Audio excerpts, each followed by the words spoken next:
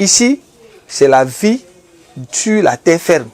Comment faire pour que l'homme, l'écosystème, c'est-à-dire tout ce qui est flore, ce qui est faune, c'est-à-dire les arbres, les animaux, puissent vivre donc dans une harmonie et ne pas être perturbés par le comportement donc des humains que nous sommes. Donc c'est tout ce que le détective vient et nous renseigner, c'est tout. C'est que l'homme, par ses actions, par ses besoins, je prends le cas du charbon par exemple. Rien que pour faire du charbon, vous savez qu'il faut tuer des arbres. Donc ça, c'est la déforestation. Il y a aussi l'urbanisation aussi. Vous avez beaucoup de coins où vraiment, c'est normalement des coins réservés peut-être pour développer des forêts, mais l'homme, par besoin, va s'installer dans ces endroits. On veut vivre heureux. On est assis sur une chaise. Pour faire la chaise, il faut donc du bois. Mais quel doit être notre comportement? Lorsque nous les utilisons pour vivre là, en l'utilisant, nous devons penser à la reproduction, au remplacement. Donc, dès que tu veux couper un arbre là, il faut planter au moins 5 à 10. Ah, grande soeur. Mais d'où vient tout ça de charbon? Je vois que tu as un nouvel arrivage. Hein. Mais la forêt de la lama souffre vraiment. Hein. Je fais ce que je peux pour survivre. Je n'ai pas le temps de philosopher. Oh, vraiment? Isaac, regarde. Ce document m'a ému. Autrefois, la forêt de la lama était verte. Aujourd'hui, à cause de la déforestation, la terre meurt et les animaux fuient. Et bientôt, il n'y aura plus de pluie ni d'eau. Il faut que ça cesse. Vraiment. Et si on essayait l'agroforesterie, les foyers aménagés? J'en ai entendu parler et ça semble être mieux. Tina, tu as des idées, tu as un projet? Justement, j'ai un document qui parle de l'agroforesterie. Tu peux regarder.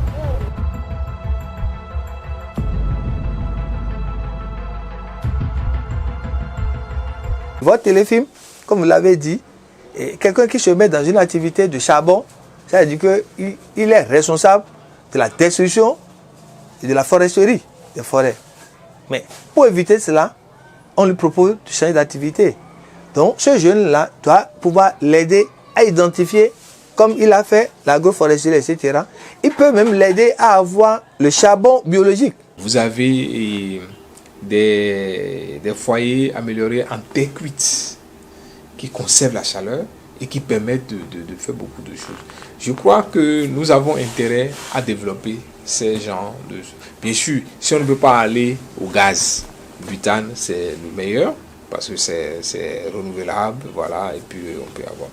Je crois que c'est très important que l'on sensibilise, et surtout en milieu rural, pour l'utilisation, non pas du charbon, c'est vrai, le charbon, on va l'utiliser, mais mixer ce charbon-là par exemple, un foyer amélioré, ça va diminuer la consommation drastique de charbon.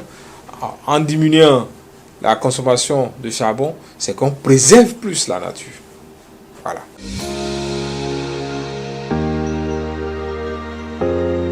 Pour l'atteinte des ODD, je m'engage. Je m'engage. Je m'engage. Je m'engage. L'appel que nous pouvons lancer à tous les acteurs, d'abord aux jeunes, c'est de savoir que la vie sur Terre dépend du comportement qu'on a vis-à-vis donc de l'environnement. Ça, c'est un. Deuxièmement, si nous pensons que nous, après nous, c'est le déluge, nos enfants qui vont venir dans 20 ans, dans 30 ans, dans 100 ans, ils risquent de ne plus exister. La Terre risque de disparaître parce qu'il n'y aura plus de vie. Les autorités, quant à elles doivent mettre en place l'environnement, l'écosystème économique qui doit accompagner les initiatives de résilience face donc à la destruction de l'environnement. Il faut privilégier l'utilisation du gaz domestique par rapport au charbon. Ça peut nous aider à préserver la nature. Et il faut aussi protéger des zones qui se dégradent.